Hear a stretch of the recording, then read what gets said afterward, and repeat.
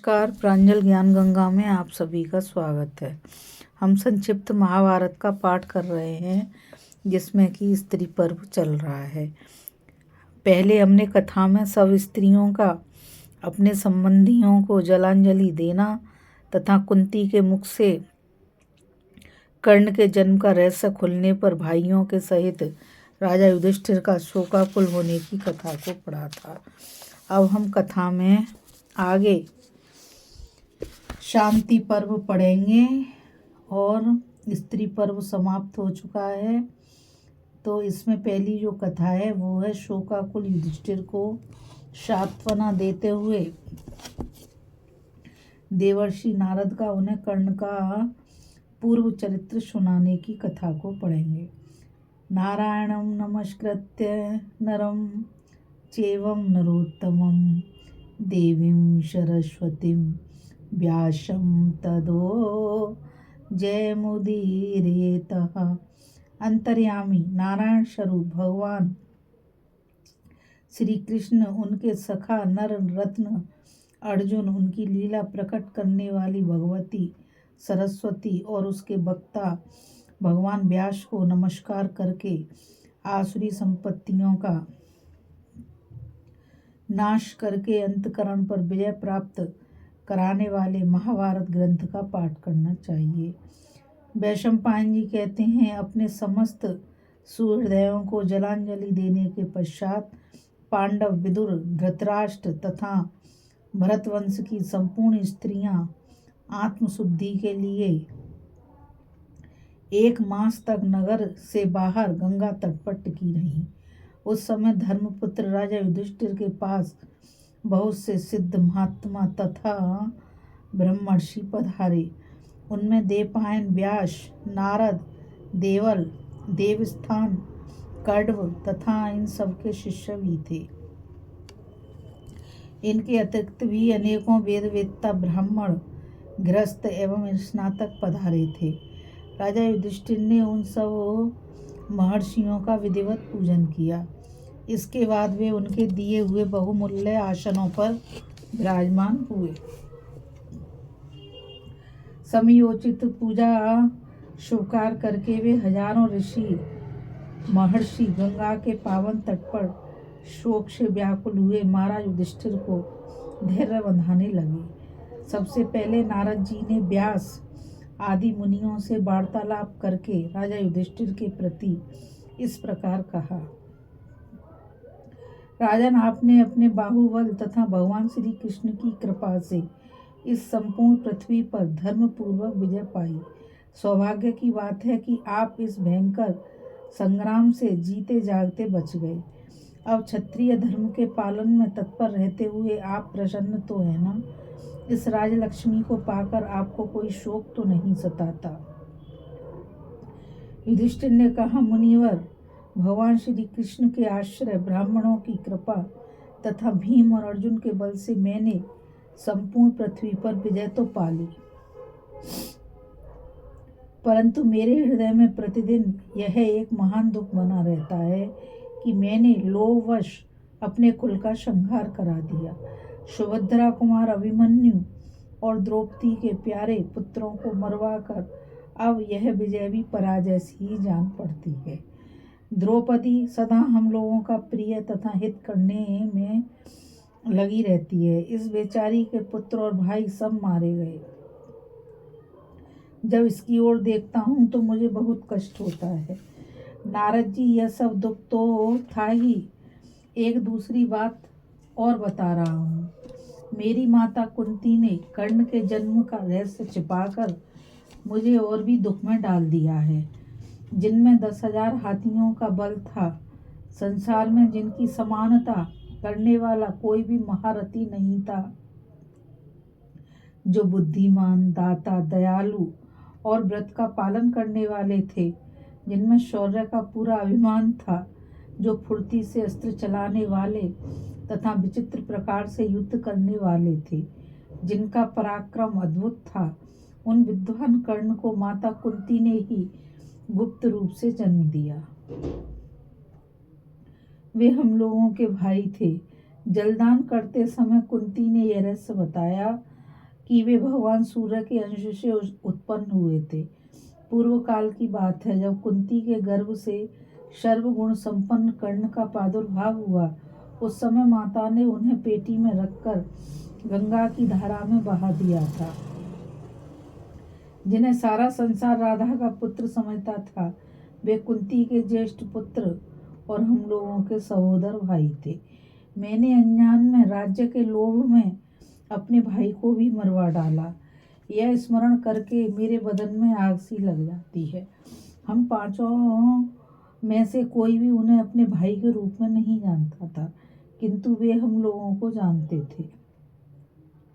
सुना है मेरी माता कुंती हम लोगों से संधि कराने के लिए उनके पास गई थी। उन्होंने बताया, बेटा तुम राधा के नहीं मेरे पुत्र हो।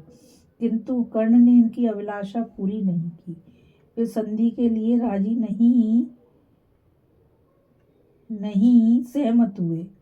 उन्होंने यही उत्तर दिया, माँ मैं राजा दुर्योधन को छोड़ने में असमर्थ हूँ। यदि तुम्हारी बात मानकर युधिष्ठिर से संधि कर लेता हूँ तो नीच, नृशंस और कृतंगन माना जाऊंगा। लोग यही कहेंगे कि कर्ण अर्जुन से डर गया। इसलिए समर में श्री कृष्ण सहित अर्जुन को जीत लेने के पश्चात मैं धर्मनंदन युधिष्ठिर से संधि करूंगा। यह सुनकर कुंती ने कहा, अच्छी बात है, तुम अर्जुन से युद्ध करो, किंतु शेष 4 भाइयों को अभयदान दे दो। इतना कहकर माता कांपने लगी। इनकी यह अवस्था देख बुद्धिमान कर्ण ने कहा, देवी तुम्हारे 4 पुत्र मेरे चंगुल में फंस जाएंगे तो भी उन्हें जान से नहीं मारूंगा। यदि मैं मारा गया तो अर्जुन रहेंगे और अर्जुन मरे तो मैं रहूंगा। इस प्रकार तुम्हारे 5 पुत्र तो हर हालत में जीवित रहेंगे। कुंती बोली, बेटा अपने भाइयों का कल्याण करना। फिर ये घर चली आई। इस रहस्य को ना तो कुंती ने प्रकट किया ना कर्ण ने, इसलिए भाई के हाथ से सहोदर भाई का वध हुआ। अर्जुन ने वीरवर कर्ण को मार डाला। इससे मेरे हृदय को बड़ी व्यथा हो रही है। कर्ण और अर्जुन की सहायता पाकर तो मैं इंद्र को भी जीत सकता था। धृतराष्ट्र के दुरात्मा पुत्र जब सभा में द्रौपदी को कलेश दे रहे थे और कर्ण की कठोर बातें सुनाई देती थीं, उस समय मुझे सहसा रोष चढ़ाता था, किंतु कर्ण के चरणों पर दृष्टि जाते ही शांत हो जाता था। मुझे कर्ण के दोनों पैर माता कुंती के चरणों जैसे ही मालूम होते थे, किंतु बहुत सोचने पर भी मैं इसका कारण नहीं जान पाता था। भगवान, कर्ण के पहिए को पृथ्वी क्यों निगल गई? मेरे भाई को ऐसा शाप क्यों प्राप्त हुआ? यह मुझे बताइए। मैं आपसे ये सभी बातें ठीक ठीक सुनना चाहता हूँ, क्योंकि आप सर्वज्ञ हैं, भूत भविष्य की सारी बातें जानती हैं। वैशंपायन ने कहा, राजन, युधिष्ठिर के इस प्रकार पूछने पर नारद मुनि कर्ण को जिस तरह शाप प्राप्त हुआ वह सारी कथा सुनाने लगे। भारत, यह देवताओं की गुप्त बात है, किंतु मैं तुम्हें बता रहा हूँ। एक समय सब देवताओं ने विचार किया कि कौन सा ऐसा उपाय है जिससे भूमंडल का सारा क्षत्रिय समाज शस्त्रों के आघात से पवित्र होकर स्वर्ग सिधारे। यह सोचकर उन्होंने सूर्य द्वारा कुमारी कुंती के गर्भ से एक तेजस्वी बालक उत्पन्न कराया। वही कर्ण हुआ। उसने आचार्य द्रोण से धनुर्वेद का अभ्यास किया। वह बचपन से ही भीमसेन का बल, अर्जुन की अस्त्र चलाने में फुर्ती, आपकी बुद्धि, नकुल सहदेव की विनय तथा श्री कृष्ण के साथ अर्जुन की मित्रता देखकर जला करता था। आपके ऊपर प्रजा का अनुराग जानकर वह चिंता से दग्ध होता रहता था। इसलिए उसने बाल्यकाल में ही राजा दुर्योधन से मित्रता कर ली। धनंजय का धनुर्विद्या में अधिक पराक्रम देखकर एक दिन कर्ण ने द्रोणाचार्य से एकांत में कहा, गुरुदेव, मैं ब्रह्मास्त्र को छोड़ने और लौटाने की विद्या जानना चाहता हूँ। कर्ण कि अर्जुन के साथ जो लांग डांट थी उसे द्रोणाचार्य जानते थे। उसकी दुष्टता से भी वे अपरिचित नहीं थे। इसलिए उसकी प्रार्थना सुनकर उन्होंने कहा, कर्ण, शास्त्रोक्त विधि के अनुसार ब्रह्मचर्य व्रत का पालन करने वाला ब्राह्मण अथवा क्षत्रिय ही ब्रह्मास्त्र सीखने का अधिकारी है, दूसरा नहीं। उनका ऐसा कहने पर कर्ण ने बहुत अच्छा कहकर उनका सम्मान किया। फिर उनकी आज्ञा लेकर वह सहसा वहां से चल दिया। जाते जाते महेंद्र पर्वत पर पहुंचा और परशुराम जी के निकट जा भृगुवंशी ब्राह्मण के रूप में अपना परिचय दे दिया। उसने गुरु बुद्धि से उन्हें सिर झुकाकर प्रणाम किया और शिष्य भाव से वह उनकी शरण में गया। परशुराम जी ने भी गोत्र आदि पूछकर उसे शिष्य के रूप में स्वीकार किया और कहा, वत्स, तुम्हारा स्वागत है। तुम प्रसन्नता पूर्वक यहाँ रहो। कर्ण महेंद्र पर्वत पर रहकर विधि पूर्वक ब्रह्मास्त्र का अभ्यास करने लगा। उस समय वहां उसे गंधर्व, राक्षस, यक्ष तथा देवताओं से मिलने का अवसर प्राप्त होता रहता था। इसलिए उन सब के साथ उसका बड़ा प्रेम हो गया। एक दिन की बात है, वे आश्रम के पास ही समुद्र के किनारे किनारे टहल रहा था। अकेला था और हाथों में तलवार तथा धनुष लिए हुए था। उसी समय एक वेद पाठी की गौ उधर आ निकली। मुनि अग्निहोत्र में लगे हुए थे। कर्ण ने अनजान में उसे कोई हिस्त्र जीव समझकर मार डाला। जब मालूम हुआ तो उसने अपने अज्ञानवश किए हुए अपराध को ब्राह्मण से जाकर कह सुनाया। ब्राह्मण देवता को प्रसन्न करने के लिए कर्ण बोला, मैंने अनजान में आपकी यह गाय मार डाली है, इसलिए आप मुझ पर कृपा करके यह अपराध क्षमा कीजिए। ब्राह्मण बिगड़ उठा और उसको डांटता हुआ बोला, दुराचारी, तू मार डालने योग्य है, ले इस पाप का फल भोग। अंत समय में पृथ्वी तेरे रथ के पहिए को निगल जाएगी। उस समय जब तू घबराया होगा, उसी अवस्था में शत्रु तेरा मस्तिष्क काट डालेगा। यह साफ सुनकर कर्ण ने बहुत सी गौएं, धन तथा रत्न दे ब्राह्मण को प्रसन्न करने की चेष्टा की। तब उसने फिर कहा, सारा संसार मिलकर भी मेरी बात झूठी नहीं कर सकता। उसके ऐसा कहने पर कर्ण को बड़ा भय हुआ। दीनता से उसका मुंह नीचे की ओर झुक गया। फिर मन ही मन वह इस दुर्घटना को याद करता हुआ वह परशुराम जी के पास लौट आया। कर्ण की भुजाओं का बल, गुरु के प्रति उसका प्रेम, इंद्रिय संयम तथा सेवा भाव देखकर परशुराम जी उस पर बहुत संतुष्ट हुए। उन्होंने प्रयोग और उपसंहार सहित संपूर्ण ब्रह्मास्त्र विद्या उसे विधि पूर्वक सिखा दी। तदंतर एक दिन परशुराम जी कर्ण के साथ अपने आश्रम के पास ही घूम रहे थे। उपवास करने के कारण उनका शरीर दुर्बल हो गया था, अतः थकावट आ जाने से उन्हें नींद सताने लगी। कर्ण के ऊपर उनका पूर्ण विश्वास था एवं स्नेह भी था, इसलिए वे उसी की गोद में सिर रखकर सो गए। इतने में लार, मंजा, मांस और रक्त का आहार करने वाला एक भयंकर कीड़ा, जो बड़ा तीखा डंक मारता था, कर्ण के पास आया और उसकी जांघ पर चढ़ गया। जांघ में घाव करके वह उसका रक्तपान करने लगा। इस प्रकार कीड़े के काटने से उसे व्यथा होती रही, किंतु उसने धैर्य पूर्वक उसे सहन किया और गुरु के जाग उठने के डर से कीड़े को दूर नहीं हटाया, बल्कि उसकी ओर से उपेक्षा कर दी। कर्ण के देह से निकले हुए रक्त की धारा से जब परशुराम जी का शरीर भीगने लगा तो वह सहसा जाग उठे और शंकित होकर बोले, अरे तू तो अशुद्ध हो गया, यह क्या कर रहा है? भय छोड़कर ठीक ठीक बता। तब कर्ण ने उन्हें कीड़े के काटने की बात बता दी। ज्यों ही उन्होंने उस कीट की ओर दृष्टिपात किया, उसके प्राण पखेरु उड़ गए। यह एक अद्भुत घटना हुई। इतने में एक भयंकर राक्षस आकाश में खड़ा दिखाई दिया। वह दोनों हाथ जोड़कर परशुराम जी से बोला, मुनिवर, आपने मुझे इस नरक के कष्ट से छुटकारा दिला दिया, यह मेरा बड़ा प्रिय कार्य हुआ।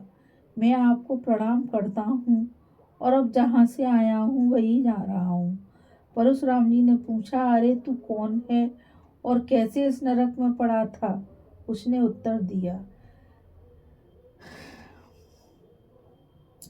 तात सतयुग की बात है। मैं दंश नामक असुर था। एक दिन मैंने भृगु मुनि की प्राण प्यारी पत्नी का बलपूर्वक हरण किया। इससे क्रोध में आकर महर्षि ने यह शाप दिया, पापी तू कीड़ा होकर नरक में पड़ेगा। तब मैंने उनसे प्रार्थना की कि ब्राह्मण, इस शाप का अंत भी होना चाहिए। उन्होंने कहा, मेरे वंश में उत्पन्न हुए परशुराम की दृष्टि पड़ने से इस शाप का अंत होगा। इस प्रकार मैं इस दुर्दशा को प्राप्त हुआ था और आज आपका समागम होने से मेरा इस पाप योनि से उद्धार हुआ है। यह कहकर वह महान असुर परशुराम जी को प्रणाम करके चला गया। अब परशुराम जी ने क्रोध में भरकर कर्ण से कहा, मूर्ख, तूने इस कीड़े के काटने की जो भयंकर पीड़ा बर्दाश्त की है, इसे ब्राह्मण कभी नहीं कर सकता। तेरा धैर्य तो क्षत्रिय के समान जान पड़ता है। सच सच बता, तू कौन है? उनका प्रश्न सुनकर कर्ण शाप के भय से डर गया और उन्हें प्रश्न करने की चेष्टा करता हुआ बोला, ब्राह्मण, मैं ब्राह्मण और क्षत्रिय से भिन्न सूत जाति में उत्पन्न हुआ हूँ। लोग मुझे राधा का पुत्र कर्ण कहते हैं। ब्रह्मास्त्र के लोभ से मैंने झूठा परिचय दिया, मुझ पर कृपा कीजिए। विद्या प्रदान करने वाला गुरु निस्संदेह पिता के ही समान है, इसलिए मैंने आपके निकट अपना भार्गव गोत्र बतलाया था। यह कहकर कर्ण दीन भाव से हाथ जोड़कर उनके सामने पृथ्वी पर पड़ गया और थरथर कांपने लगा। यह देख परशुराम जी ने हंसते हुए कहा, मूर्ख, तूने ब्रह्मास्त्र के लोभ में झूठ बोलकर मेरे साथ कपट किया है। इसलिए जब तू संग्राम में अपने समान योद्धा से युद्ध करेगा और तेरी मृत्यु निकट आ जाएगी, उस समय तुझे मेरे दिए हुए ब्रह्मास्त्र का स्मरण नहीं रहेगा। अब तू यहाँ से चला जा। मिथ्यावादी के लिए यहाँ स्थान नहीं है, परंतु मेरे आशीर्वाद से युद्ध में कोई भी क्षत्रिय तेरी समानता नहीं कर सकेगा। परशुराम जी के ऐसा कहने पर कर्ण उन्हें प्रणाम करके वहां से लौट आया और दुर्योधन से बोला, मैं ब्रह्मास्त्र सीख आया। इस कथा में बस इतना ही। अभी हम कथा में शोकाकुल हुए युधिष्ठिर को सांत्वना देते हुए देवर्षि नारद का उन्हें कर्ण का पूर्व चरित्र सुनाने की कथा को पढ़ रहे थे। अब आगे कथा में हम युधिष्ठिर का घर छोड़कर वन में जाने का विचार और अर्जुन द्वारा इसका विरोध की कथा को पढ़ेंगे। इस कथा में बस इतना ही। मुझ गीता रावत को आज्ञा दीजिए। कल फिर मिलेंगे एक नई कथा के साथ। और मैं आप सभी से यही कहना चाहूँगी कि इस चैनल को ज़्यादा से ज़्यादा लाइक, शेयर और सब्सक्राइब कीजिए ताकि यह अमूल्य ज्ञान अधिक से अधिक लोगों तक पहुंच सके। और कमेंट के द्वारा मुझे बताइए कि यह कथा आपको कैसी लगी और मेरे पढ़ने में या इस कथा में कहीं कोई त्रुटि हुई हो उसे भी बताइए ताकि मैं उसे सही करने की कोशिश करूं। कल फिर मिलेंगे एक नई कथा के साथ। राधे राधे। जय श्री कृष्णा। नमस्कार।